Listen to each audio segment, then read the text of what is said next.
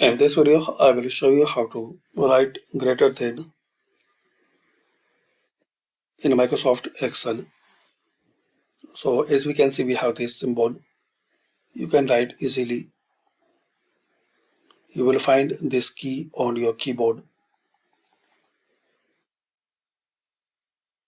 So full stop once you press with shift, so you can write this greater than. And another method, you need to open Excel, then insert, then equation, and here you will find this less than and greater than. Just select it.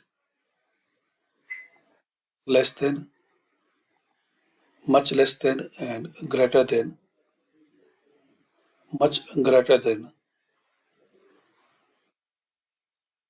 So almost guys, you will find all useful symbols in this equation editor.